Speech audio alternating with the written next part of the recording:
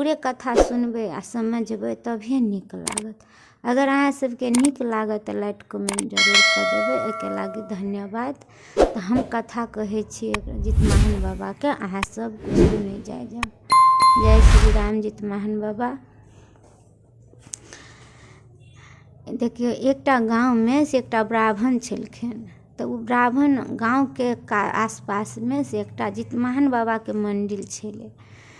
तऽ ई ब्राह्मण की करै छथिन कि सब दिन से ओहि जितमाहन बाबाके सब दिन पूजा पाठ करै छथिन, तब खाइ छथिन। अपन भरि दिन अपन एनाहियो पूजा पाठ करबै, सब दिन पूजा कर। जितमाहन बाबाके दया एलखिन कि से हम आइ एकरा हम दर्शन दै छियै।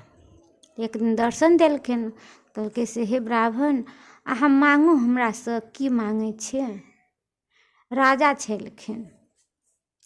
तऽ ओ राजा सब दिन पूजा पाठ सब करै छथिन आ तब अपन खाइ पिए लगै छथिन। तऽ जितमाहन बाबा कहलखिन जे हे राजा, जे अहाँके पूजा पाठसँ हम प्रसन्न छियै, जे हम माँगू हमरासँ अहाँ की माँगै छी। तऽ कहलकै हे जितमाहन बाबा, हम तऽ भरल पूरल आनन्दी छी, हमरा अहाँ तऽ सब चीज देलिए, जे हमरा एकटा इहे मनसा हबे कि हमरा जहिना दर्शन देलिए तहिना हमरा जनताके सबके दर्शन दिअ। तऽ कहलकै ई केना होतै। तऽ राजाके लेल तऽ जनता पुत्र समान होइ है। जे ओहन निष्ठ राजा रहे से नहि जनताके समाजमे के माने है, अपन स्वार्थी रहे। आ कते राजा राम भगवान केहन छलखिन जे पूरे जनताके पुत्र समान मानि कऽ हुनकर अथी करै छथिन, देखभाल करै छथिन पुत्र समानसँ।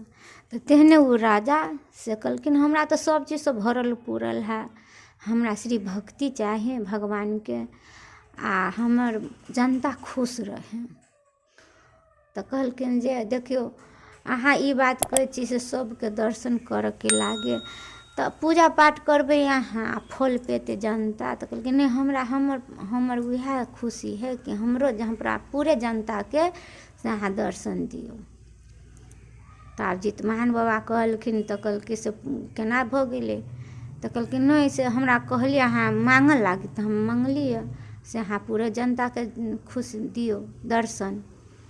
तऽ कहलकै अच्छा ले काल्हि 10 बजेके दिनमे से तू पूरे जनताके लइहे, जते तोहर सेना जनता सबके लइहे, हम दर्शन देब 10 बजेमे, लेकिन ओहिसँ आगा पाछाँमे से नहि देब। तऽ कहलकै हेतै।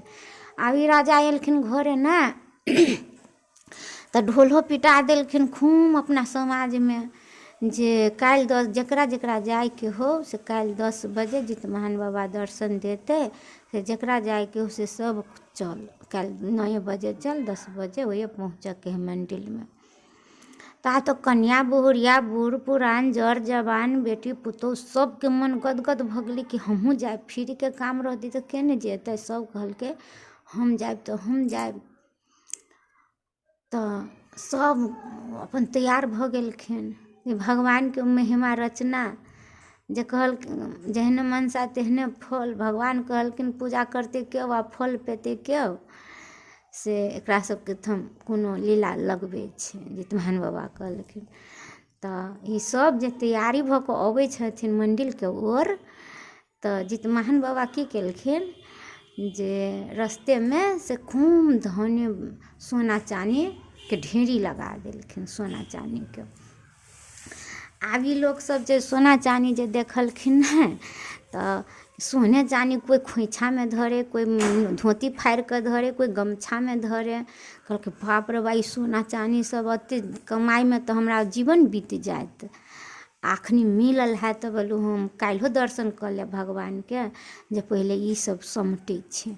समेटते आ राजा कहे है 10 बाजि जेतै, चलना 10 बाजि जेतै, भगवान भेटतौ नहि, 10 बजेके टाइम दे नहि दर्शनके लेल। तऽ कहलकै चलू ने राजा साहब, दर्शन तऽ काल्हिओ कऽ लेबै, एते सोना चानी काल्हि पेबै। कहलकै सोना चानी काल्हिओ पिहे, पहिले चल ने दर्शन करऽ। तऽ जिनका मनसा रहै दर्शन करऽके से आगाँ बढ़ि गेलै, जिनका मनसा नहीं रहे उ धन सोने चानी बोटरे, कोई खोइछा में धरे, कोई धोती फाड़ के धरे, कोई गमछा में धरे, अपन जय में भय बेर ते में भर भर के धरे। जे एते कमाई में तो कते दिन लागत, अखनी मिलल हब। तो आधा लोग तो हिए लपटा गेले, छुटि गेले। तो फिर कनी दूर के बाद में अतेक पैसा हजारी नंबरी नोट के ढेरी लगा देलखिन भगवान जितवाहन बाबा, जे आधा लोग उहे धर लगले। फिर उहे लीला कर देलखिन।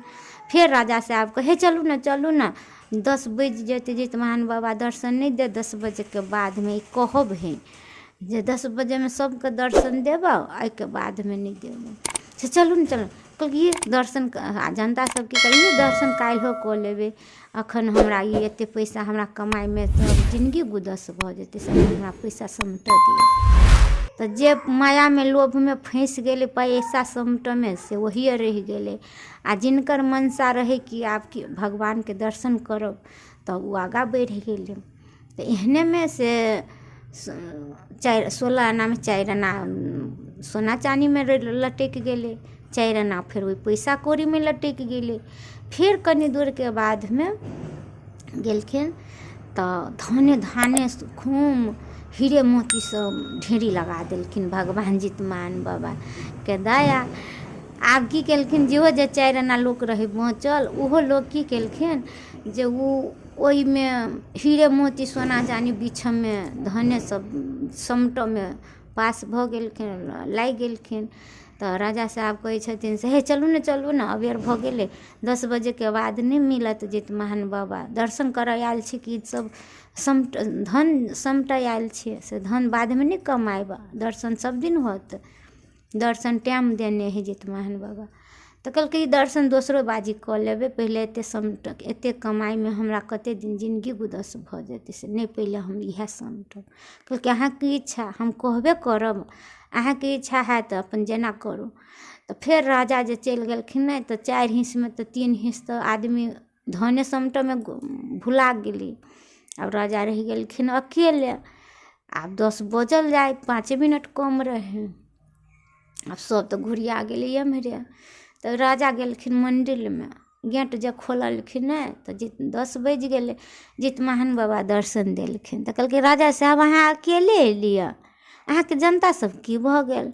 तो की आब तो राजा के मुँह सुइठ हुआ गेले। तब कहलकै देखियो एना बात है, से सब धने कमाई में लटक गेले, आबला सब तैयार भेले। अब तो जितवाहन बाबा के खेला रहे, जितवाहन बाबा तो सब अपन रचने रहे छथिन, सब देख हंसी मुस्कुरेबो करे जितवाहन बाबा। तो कहलकै से देखिए एना बात है, लोलिए सबके बोला कर आ सब माये में लटक गेले, केओ मंदिर तक नहीं पहुँच सकले। तब की करी, हम ही एले। तब जितवाहन बाबा कहे छथिन से देखियो जे पूजा करबे यहाँ फल पेते दोसर कोई, गाछ रोपबे यहाँ फल खेते दोसर कोई।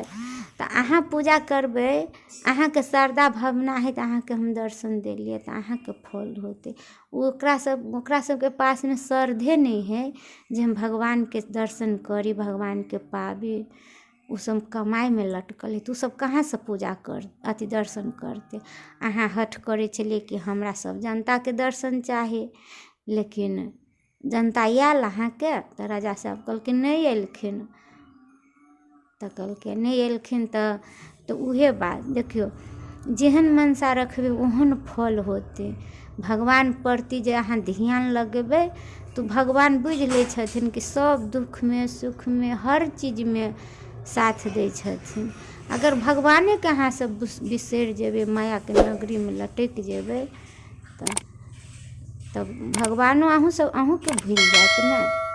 आ भगवान के रिश्ता जोड़बे तो अहूँ पर भगवान खुशी रह। जेना जहाँ एकटा चप्पल किनै छियै, आ कतबो मेला में जाइ छियै, आ चप्पल निकालि दै छियै, तो चप्पल पर अहाँ के 100 के चप्पल किनने रहे छियै, तो अहाँ के कते ध्यान रहे कि हमर चप्पल कोई चोरा नहीं लिया।